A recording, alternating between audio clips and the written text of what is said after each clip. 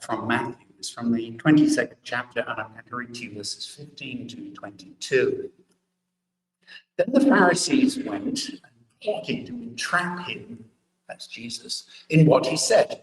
So they sent their disciples to him, along with the Herodians, saying, "Teacher, we know that you are sincere and teach the way of God in accordance with truth, and show deference to no one, for you do not regard people with partiality.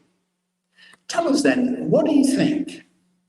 Is it lawful to pay taxes to the emperor or not?"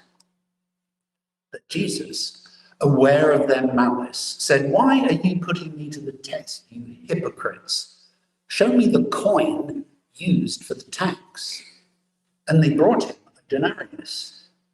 Then he said to them, "Whose head is this and whose title?" They answered, "The emperor's." Then he said to them, "Give therefore to the emperor the things that are the emperor's, and to God the things that are God's." When they heard this, they were amazed. They left him and went away. This is the word of God for the people of God. Speak of God. So, as you can see, this passage on the surface appears to be about taxation. But I think we'll see pretty quickly that it's about a lot more than that. Now, taxation is a fascinating subject to talk about with people. It's a great way to get people really irritated. You just start talking about taxes, and sooner or later, people will find one that they don't like.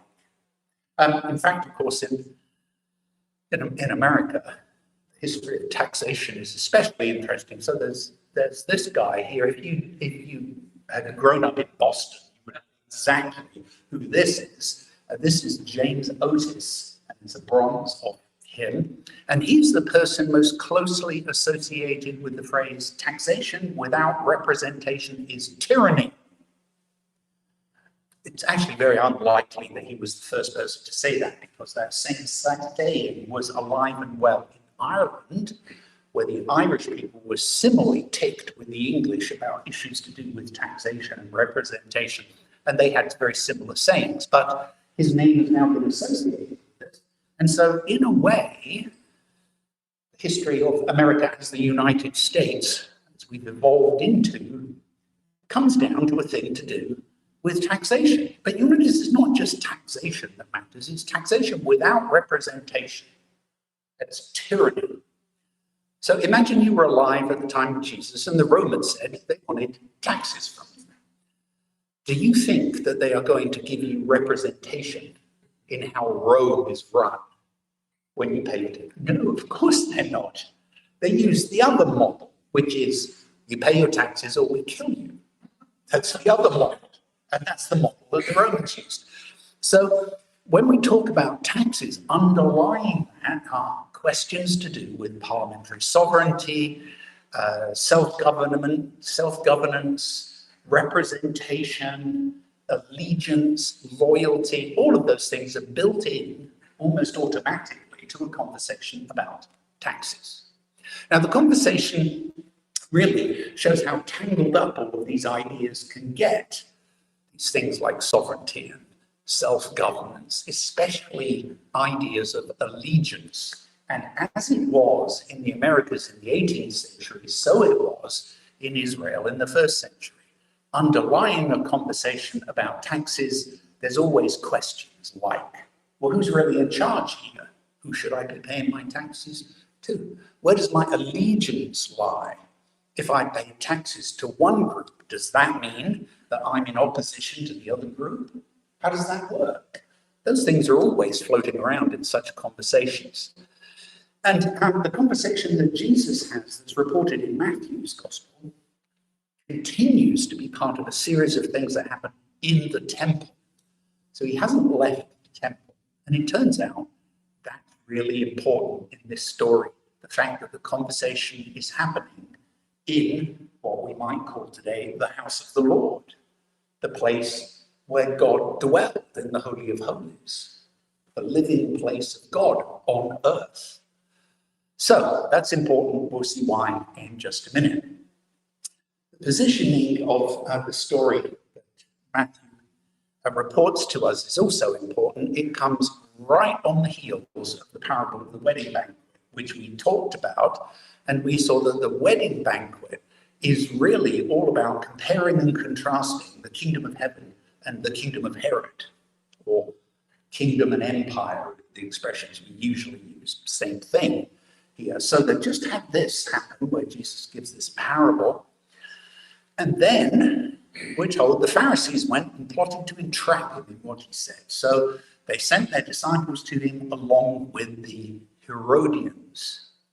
Now, this is pretty weird, I have to tell you, because these are very unlikely allies. The Pharisees, we know a lot about, right? The Pharisees are people who were strict adherents to Torah.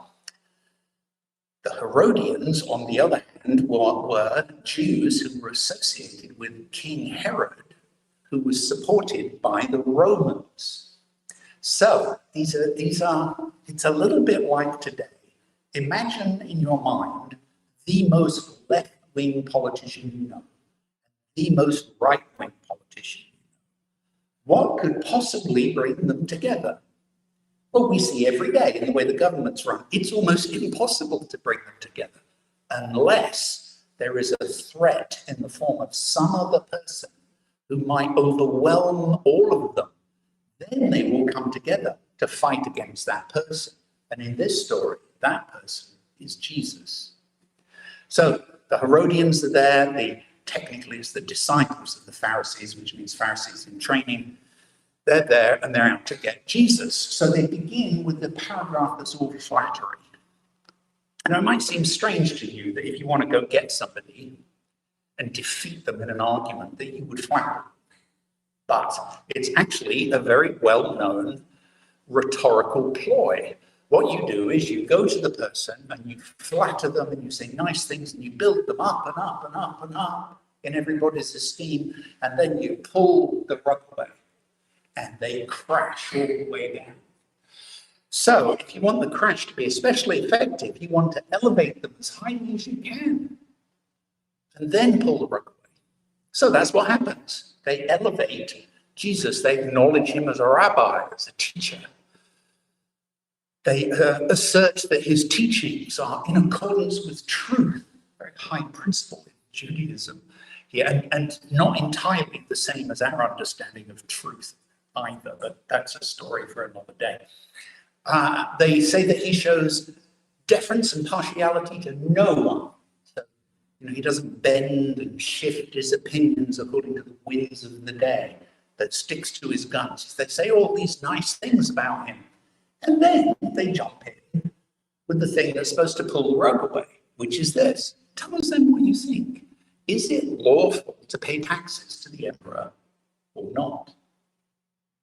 Now, what we're talking about here, taxes, the taxes that were under discussion here are a poll tax. A poll tax that was established in 6 AD in Israel. And the funds from that, so a poll tax is where you tax people, the citizenry, and everybody pays the same amount. And it doesn't matter how rich you are. So if you're incredibly rich, you pay the same poll tax as somebody who's incredibly poor. And as you can imagine, the rich people could really care less because it was a drop in the bucket. But to the poor people, every single penny spent on taxes is a penny you can't spend on food. So that's a problem here. And then the Romans used that money to fund the occupying army. So can you imagine how much the people really loved this? They were being taxed, and that money was used to support the Roman garrisons who were the occupying force in their country. That sounds pretty horrible, doesn't it? Nobody liked it. Now, the thing is that if Jesus had said, yes, of course it's lawful to pay taxes to the emperor, well, the crowds, they hated this tax. They would have been really upset. On the other hand, if he said, no, it's not, you shouldn't pay this tax to the emperor, well, there's a whole bunch of Herodians standing there. And remember, the Herodians, the people lined up with King Herod, who was a partner with the Romans. So you might think that they have got Jesus here. He's in a little bit of a pickle, but he's going to get out of it here. You might also think that poll taxes was something that happened in a place like Israel 2,000 years ago. Not so. Not so. So there were poll taxes in the United States right up until 1964. And there were parts of the United States where in order to vote, you had to pay. That's what a poll tax is. Now, in the case of the Romans, you paid and you didn't even get to vote. But they didn't kill you. That was the upside. In the United States, you had to pay and then you got to vote in some sort of federal election. And that only ended in 1964 with the 24th Amendment to the Constitution, right? I'm sure you're familiar with the 24th Amendment. If not, go home, look it up on Google, and it will tell you exactly that no longer do we have a tax that you have to pay in order to be able to vote for any federal position here. Americans hated that as well, by the way.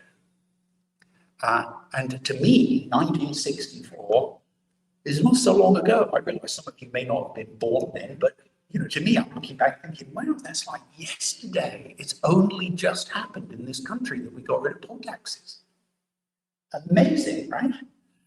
So in Jesus' day, poll taxes were alive and well. The question that they ask him about these poll taxes, though, is it lawful? And to a group of Jews, even though they were Jews of different types, some were Pharisees, some were Herodians, who knows, maybe there was a Sadducee or two in the crowd, or even a zealot floating around. It doesn't matter. To all Jews at that time, is it lawful? Means this is a question about Torah, about the law, the teachings, the Torah. So we could rephrase the question and say, does the Torah permit a faithful, observant Jew? For example, like Pharisees, that's how they saw themselves, faithful, observant Jews. Does it allow such a person to pay Roman taxes? That's the question. What's the answer? Jesus, aware of their malice, said, why are you putting me to the test, you hypocrites? We've talked about the word hypocrite many, many times, so you all know it's the same word as actor. So an actor, remember, is somebody who pretends to be other than they are. And they do that in order to either be paid or to get some sort of recognition, social recognition as an actor. Here, Jews are always a bit suspicious about actors for reasons I think might become apparent as we keep looking at this here. To call somebody a hypocrite is incredibly insulting. Imagine just, you probably